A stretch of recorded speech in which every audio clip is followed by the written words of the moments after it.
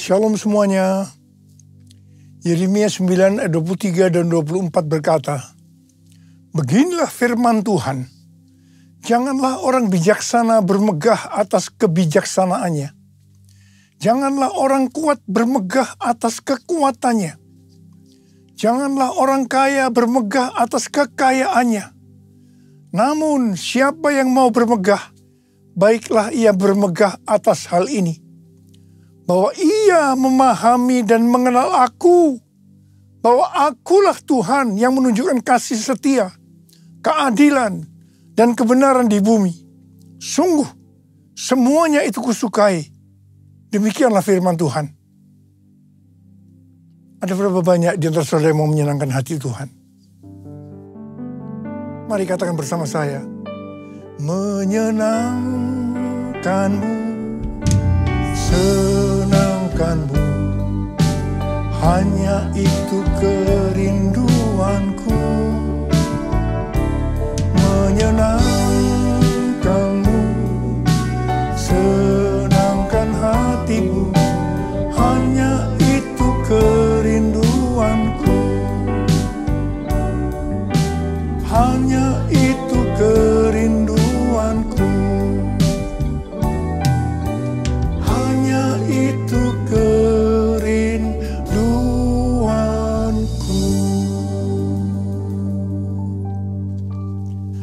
Kalau kita mau menyenangkan hati Tuhan, mau menyukakan hati Tuhan, firman Tuhan berkata, jangan kita bangga karena kita bijaksana. Jangan kita bangga karena kita kuat. Jangan kita bangga karena kita kaya. Tetapi kalau mau bangga, banggalah dan bersukacitalah karena kita mengenal Dia dan memahami Dia. Dialah Allah yang setia, Allah yang adil, dan Allah yang benar. Semua nilai dunia ini akan hilang maknanya bila dibandingkan dengan pengenalan akan Allah. Kita harus terus mengenal Dia lebih dalam lagi. Artinya hubungan kita dengan Tuhan adalah hal yang intim. Ini pesan Tuhan yang kuat dalam menyelesaikan amanat agung tahun 2033. Selain itu, sesuai dengan kesimpulan Kongres Lausanne di Seoul tahun 2024 yang lalu, kita diingatkan, let the church declare and display Christ together. Gereja harus declare dan display Christ bersama-sama. Declare Christ atau mendeklarasikan, memberitakan Tuhan Yesus. Siapa pribadi Yesus Kristus? Kasih-Nya, anugerah-Nya, dan perbuatan-perbuatannya kepada seluruh umat manusia. Jesus for everyone. Display Christ atau menampilkan Kristus dalam kehidupan kita. Hidup seperti Kristus, mewujudkan sifatnya, karakternya, ajarannya. Kita harus menjadi garam dan terang. Hidup yang berprestasi, hidup yang berbuah, hidup yang menjadi berkat. Dengan cara ini, maka kita akan disebut murid Kristus. Dan mereka yang melihat kita akan memuliakan Bapa di sorga. Roma 14 ayat 17 dan 18 berkata, sebab kerajaan Allah bukanlah soal makanan dan minuman, tetapi soal kebenaran, damai sejahtera, dan sukacita dalam Roh Kudus.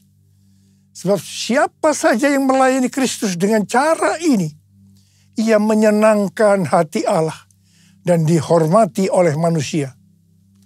Kita diingatkan, dalam melayani Tuhan harus berfokus kepada kebenaran, damai sejahtera, dan sukacita dalam Roh Kudus. Melayani Tuhan bukan memprioritaskan hal-hal yang duniawi. Kalau kita melakukan ini, maka akan menyenangkan hati Tuhan dan dihormati manusia. Kolose 3 ayat 1 sampai dengan 4 berkata, karena itu, apabila kamu dibangkitkan bersama dengan Kristus, carilah hal-hal yang di atas, di mana Kristus ada, duduk di sebelah kanan Allah. Pikirkanlah hal-hal yang di atas, bukan yang di bumi. Sebab kamu telah mati dan hidupmu tersembunyi bersama dengan Kristus di dalam Allah. Apabila Kristus yang adalah hidup kamu tampak kelak, kamu pun akan tampak bersama dengan Dia dalam kemuliaan. Ayat-ayat ini mengingatkan kepada kita bahwa kalau kita mau ikut dalam pengangkatan, maka syaratnya adalah mencari hal-hal yang di atas. Memikirkan hal-hal yang di atas, bukan yang di bumi. Artinya, segala sesuatu yang kita lakukan di bumi harus dinilai, dipertimbangkan, dan dipikirkan dari sudut pandang kekekalan dan surga. 1 Petrus 4 ayat 7 berkata, kesudahan segala sesuatu sudah dekat. Karena itu kuasailah dirimu dan waspadalah supaya kamu dapat berdoa. Jadi dalam menunggu kedatangan Tuhan Yesus kedua kali yang sudah semakin dekat, kita harus banyak berdoa. Memuji dan menyembah Tuhan bersama-sama dalam unity siang dan malam. It's all about you. It's all about you. It's all about you, Jesus. It's all about you. It's all about you. It's all about you, Jesus. Dalam menyelesaikan target amanat agung tahun 2033, saat ini kita berada di tahun 2025. Tahun 2025 adalah tahun di mana bencana alam, peperangan, ketidakpastian, krisis ekonomi akan semakin hebat. Kita berada di akhir dari akhir zaman. Seperti yang dikatakan dalam 2 Timotius 3 ayat 1-9. Bahwa hari-hari ini kita memasuki masa yang sukar. Manusia akan mencintai dirinya sendiri dan menjadi hamba uang.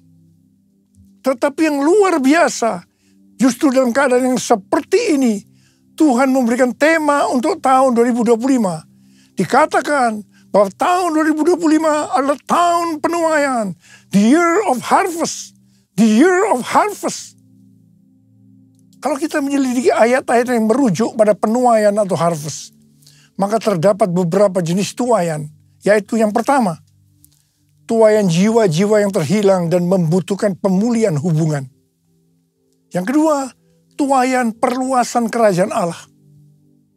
Yang ketiga, tuaian berkat rohani dan jasmani. Dan yang keempat, tuaian hidup yang berbuah atau buah roh. Kelima, tuaian hidup yang kekal. Dan yang keenam, tuaian di bumi yang mengalami murka Allah. Saya percaya tahun 2025 Tuhan akan banyak berbicara tentang penuaian, yaitu seperti yang sudah disebutkan di atas. Mengenai penuaian jiwa-jiwa, kita sedang berada dalam masa penuaian jiwa yang terbesar dan yang terakhir sebelum Tuhan Yesus datang kembali. Roh Kudus, Pentakosta ketiga sedang bergerak ke seluruh dunia. Harvest now, Jesus for everyone. Harvest now, Jesus for everyone.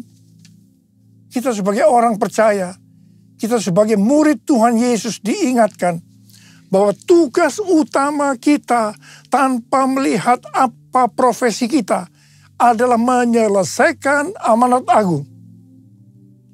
Hari-hari ini Tuhan selalu mengingatkan kepada kita tentang tahun 2033. Apa sebenarnya yang terjadi pada tahun 2033? Sebenarnya tahun 2033 adalah peringatan yang ke-2000 tahun kematian, kebangkitan, kenaikan Tuhan Yesus ke sorga. Tahun 2033 adalah peringatan yang ke-2000 tahun pencurahan Roh Kudus. Yang berarti hari ulang tahun gereja yang ke-2000 tahun. Tahun 2033 adalah peringatan yang ke-2000 tahun dilakukannya amanat agung. Tetapi pada hari-hari ini, justru Tuhan mengingatkan kepada gerejanya bahwa Pentakosta tahun 2033, setiap orang, everyone, mendapat kesempatan berjumpa secara autentik dengan Tuhan Yesus melalui kuasa dan hadirat Roh Kudus.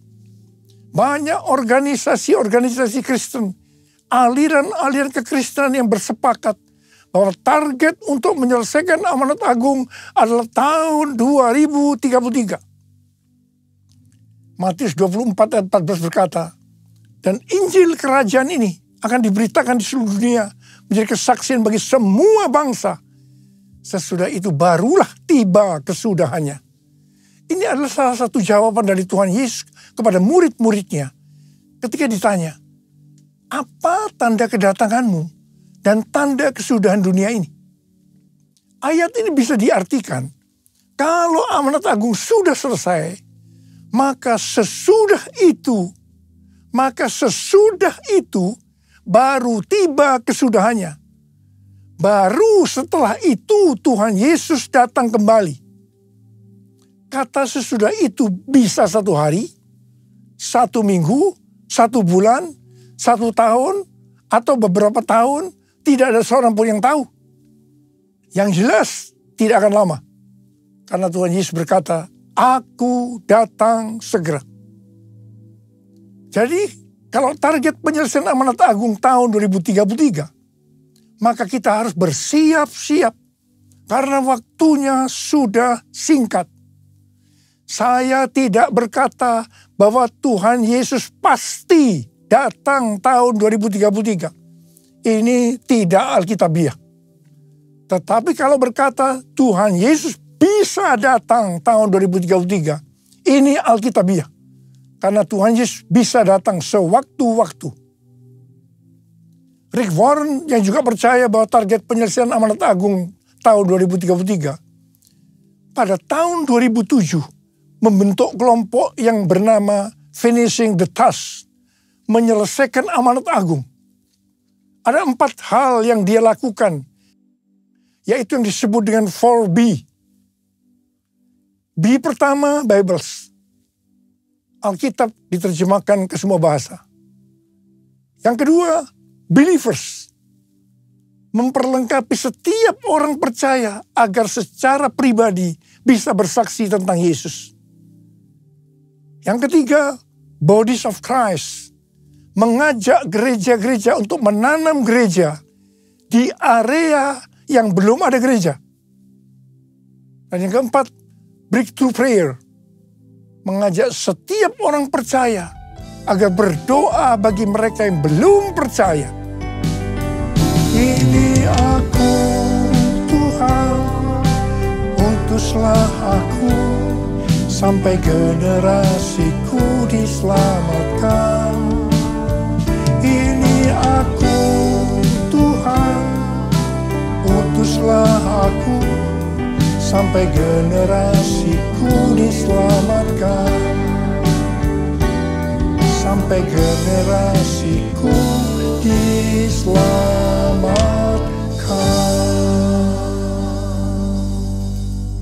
Selain penuaian jiwa-jiwa, maka tahun 2025 adalah tahun penuaian berkat secara materi. Haleluya! Kalau kita melihat kitab Nabi Hagai, maka di sini Tuhan berbicara melalui Nabi Hagai kepada Zerubabel bin Shealtiel, Bupati Yehuda, dan Yosua bin Yosadak, Imam Besar. Tuhan menegur bangsa Israel, karena selama ini mereka hanya sibuk membangun rumahnya sendiri. Tetapi rumah Tuhan tidak dibangun, dan tetap menjadi reruntuhan. Akibatnya, yang pertama, mereka menabur banyak, tetapi membawa pulang hasil sedikit. Mereka makan, tetapi tidak sampai kenyang. Mereka minum, tetapi tidak sampai puas. Mereka mendapat upah, tetapi tidak pernah cukup. Karena seperti ditaruh dalam pundi-pundi yang berlubang. Banyak pengeluaran yang tidak terduga, seperti sakit, dicuri, dirampok, dan lain-lain. memasuki tahun 2025, adakah di antara kita yang keadaannya sama seperti orang Israel pada waktu itu? Kalau kita mau mengalami penuaian berkat secara materi, maka kita harus melakukan seperti teguran Tuhan kepada bangsa Israel waktu itu. Mungkin selama ini kita hanya mementingkan rumah kita saja yang dibangun, sedangkan rumah Tuhan dibiarkan terbengkalai. Selama ini kita tidak membangun rumah Tuhan yang adalah tubuh kita. Yang kita bangun selama ini hanya kedagingan kita saja. Mari kita bertobat. Kita bangun kerohanian kita menjadi seperti gambar Yesus. Menjadi murid Tuhan Yesus. Menjadi pemenang. Saya percaya kita akan menuai berkat secara materi. Jiwaku terbuka untuk-Mu Tuhan. Selidiki, nyatakan segala perkara. Singkapkan semua yang terselubung, supaya ku layak di hadapan-Mu Tuhan. Ada pendapat dari sebagian orang bahwa persepuluhan sudah tidak relevan lagi untuk zaman ini. Alasannya, yang pertama, persepuluhan itu merupakan bagian dari hukum Taurat. Yang kedua, pada zaman anugerah sekarang ini, memberi untuk Tuhan tidak dibatasi persepuluhan saja. Tetapi kita bisa memberi lebih banyak, termasuk memberi seluruh hidup kita. Apakah pernyataan ini benar? Ini jawabannya. Kalau kita melihat dalam Alkitab tentang persepuluhan, maka akan didapatkan hal-hal sebagai berikut. Yang pertama, persepuluhan sudah ada sebelum zaman Taurat. Ini dilakukan oleh Abraham dengan memberi persepuluhan kepada Melkisedek, Raja Salem, sebagai gambaran memberi kepada Tuhan. Yang kedua, persepuluhan dalam hukum Taurat diberikan oleh umat Tuhan dari seluruh hasil benih yang tumbuh di ladang. Yang ketiga, persepuluhan pada masa setelah pembuangan ke Babel. Ketika umat Tuhan tidak setia terhadap perjanjian dengan Allah, maka Allah menegur mereka. Kalau mereka ingin sungguh-sungguh kembali kepadanya, maka mereka harus menunjukkan komitmen, yaitu dengan mempersembahkan persepuluhan dari berkat yang Tuhan berikan kepada mereka. Yang keempat, persepuluhan pada zaman Yesus. Di sini Tuhan Yesus mengkritik persepuluhan orang-orang Farisi. Tuhan Yesus tidak menolak praktik persepuluhannya, tetapi Tuhan Yesus menegur mereka karena mengabaikan keadilan, belas kasihan, dan kesetiaan. Tuhan Yesus berkata, yang satu, yaitu persepuluhan, harus dilakukan. Dan yang lain, keadilan, belas kasihan, kesetiaan, jangan diabaikan. Yang kelima, persepuluhan pada zaman anugerah masa kini. Seperti yang tadi disebutkan, bahwa ada sebagian orang yang menganggap bahwa kita berada dalam zaman anugerah. Sehingga tidak perlu ada aturan-aturan dalam memberi persembahan seperti persepuluhan. Kita bebas memberi, termasuk mempersembahkan seluruh kehidupan ini. Ini sepertinya baik, tapi tidak benar. Persepuluhan adalah jumlah minimal yang Tuhan minta kepada kita untuk dipersembahkan dari berkat yang Tuhan berikan kepada kita. Kalau yang minimal ini saja dipermasalahkan, apalagi yang lebih besar dari itu, termasuk persembahan seluruh kehidupan ini. Persepuluhan kita berikan karena kita mengasihi Tuhan. Persepuluhan dipersembahkan dengan respon atas kesetiaan Tuhan. Allah selalu setia dan tetap setia sampai pada hari ini. Karena itu tidak perlu ragu-ragu untuk memberikan persepuluhan. Persepuluhan masih berlaku sampai hari ini. Apa berkat yang Tuhan sediakan kalau kita memberikan persepuluhan? Kita akan baca di Maleakhi 3 ayat 8 sampai dengan 12. Mari kita baca bersama-sama. Bolehkah manusia menipu Allah? Namun kamu menipu aku. Tetapi kamu berkata, dengan cara bagaimanakah kami menipu engkau? Mengenai persembahan, persepuluhan, dan persembahan khusus. Kamu telah kena kutuk, tetapi kamu masih menipu aku. Ya, kamu seluruh bangsa. Bawalah seluruh persembahan persepuluhan itu ke dalam rumah perbendaharaan, supaya ada persediaan makanan di rumahku. Dan ujilah aku, firman Tuhan semesta alam. Apakah aku tidak membukakan bagimu tingkap-tingkap langit dan mencurahkan berkat kepadamu sampai berkelimpahan. Aku akan menghardik bagimu belalang pelahap, supaya jangan dihabisinya hasil tanahmu, dan supaya jangan pohon anggur di padang tidak berbuah bagimu. Firman Tuhan semesta alam. Maka segala bangsa akan menyebut kamu berbahagia, sebab kamu ini akan menjadi negeri kesukaan. Firman Tuhan semesta alam. Saya mau berdoa buat saudara. Tahun 2025 adalah tahun penuaian berkat secara materi. Ada berapa banyak di antara saudara berkata amin? Saya percaya Tuhan. Angkat tangan saudara.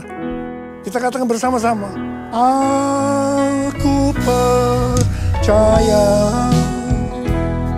berkat-Mu atasku melimpah,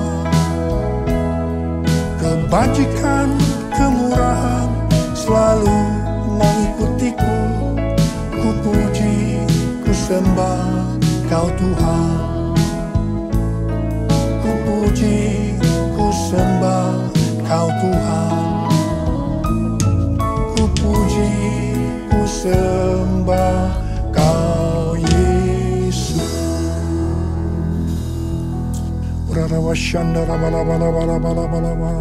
Mari angkat tangan kita berbahasa roh. Yang sudah berbahasa roh, kita berbahasa roh saat ini.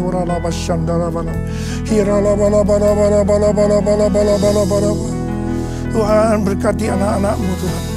Kami saat ini sesuai dengan tema yang Kau berikan kepada kami tahun 2025. Bahwa tahun 2025 adalah tahun penuaian berkat secara materi. Sekarang terima. Terima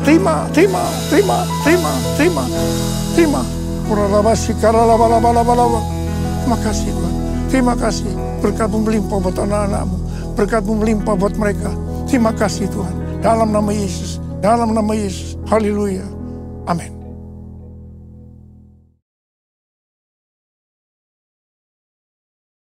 Kita akan masuk dalam perjamuan kudus. Kita akan mengingat ayat ini. Sebab setiap kali kamu makan roti ini dan minum cawan ini, kamu memberitakan kematian Tuhan sampai Ia datang. Perjamuan kudus adalah perjamuan Tuhan Yesus sendiri. Setiap kali kita masuk dalam perjamuan kudus, Tuhan Yesus selalu berkata, biarlah ini menjadi peringatan akan aku. Karena itu mari, arahkan hati kita kepada kebaikan Tuhan. Mari tundukkan kepala. Bapa, siapakah kami sebelum kami mengenal Engkau? Kami semua orang berdosa, upah dosa adalah maut, mati. Tapi Engkau yang tidak berdosa telah dijadikan dosa oleh karena kami. Engkau harus turun dari sorga mulia, mati ganti kami dengan penderitaan yang luar biasa. Sungguh kalau kami pikirkan betapa baiknya Engkau ya Aba. Engkau jadikan kami sebagai anak-anak-Mu. Engkau berkati, Engkau tuntun, Engkau bela, Engkau sembuhkan, Engkau hajar juga kalau kami salah Tuhan. Itu Engkau ya Aba, itu Engkau ya Aba. Terima kasih, terima kasih. Tuhan akan memberkati kita semua melalui perjamuan kudus. Tapi Tuhan mau kita makan dan minum dengan cara yang benar. Karena itu mari introspeksi. Lihat keadaan dirimu masing-masing. Jangan menyimpan dosa. Kalau ada dosa yang Tuhan ingatkan, langsung minta ampun. Ampuni kami. Ampuni saya Tuhan. Ampuni saya Tuhan. Ampuni saya. Ampuni. Kau melihat anak-anak-Mu Tuhan saat ini. Yang menyelesaikan segala sesuatu dengan Tuhan. Berkati. Layakkan kami untuk masuk dalam perjamuan kudus. Terima kasih. Kami akan masuk dalam perjamuan kudus dengan hati penuh ucapan syukur dalam nama Yesus. Amin. Mari, angkat roti di tangan kanan kita tinggi-tinggi. Sebab apa yang telah kuteruskan kepadamu telah aku terima dari Tuhan. Yaitu bahwa Tuhan Yesus pada malam waktu ia diserahkan mengambil roti. Dan sesudah itu ia mengucap syukur atasnya. Dia memecah-mecahkannya dan berkata, inilah tubuhku yang diserahkan bagi kamu. Perbuatlah ini menjadi peringatan akan aku. Sudah dikasih Tuhan, bukankah roti yang kita pecah-pecahkan ini adalah persekutuan kita dengan tubuh Kristus. Mari kita makan dalam nama Yesus.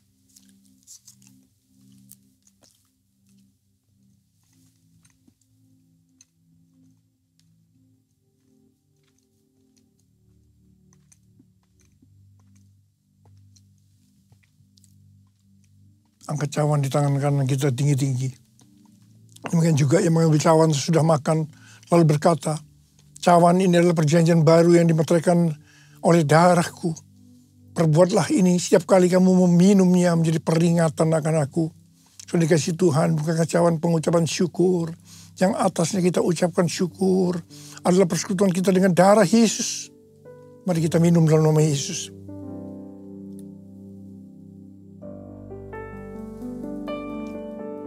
Mari angkat tangan kita, ucapkan syukur.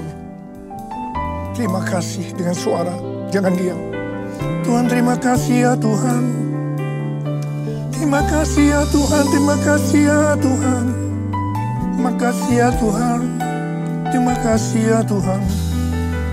Berkat-Mu melimpah buat kami, ya Tuhan. Terima kasih Tuhan, terima kasih. Tuhan, Kau memberkati anak-anak-Mu, Kau melihat anak-anak-Mu. Saat ini Kau sedang menyembuhkan yang sakit, sedang membebaskan yang terikat, menghibur yang susah, menguatkan yang lemah, memberikan pengharapan-pengharapan yang baru bagi yang datang dengan keadaan putus pengharapan. Tuhan, terima kasih. Terima kasih. Terima kasih Yesusku. Terima kasih Yesusku. Puji syukur hanya bagi Tuhanku. Terima kasih Yesusku.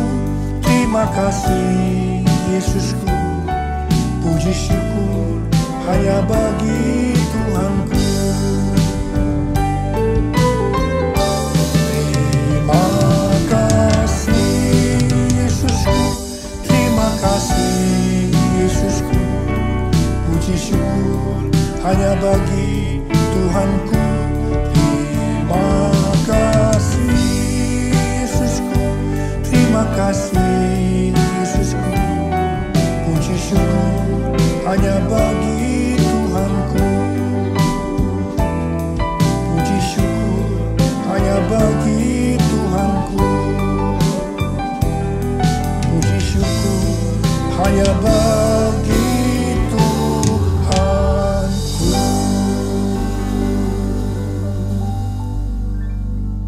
Mari angkat tangan kita.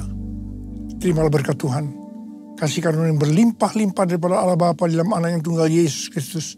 Persekutuan yang manis dengan Roh Kudus menyertai kita semua. Mulai hari ini sampai Tuhan Yesus datang menjemput kita di awan-awan dan bahkan sampai selama-lamanya. Yang percaya bersama-sama katakan amin.